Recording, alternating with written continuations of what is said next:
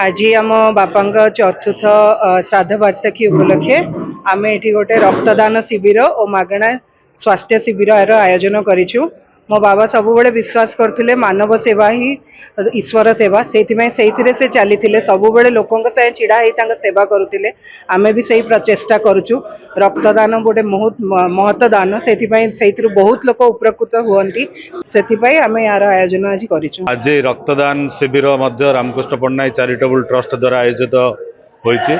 मु वर्तमान निजे रक्तदान करिछि। मु युवपीढ़ी और अन्य मानक समाज रे आह्वान देवा चाहूँगी। रक्तदान एक महत काम।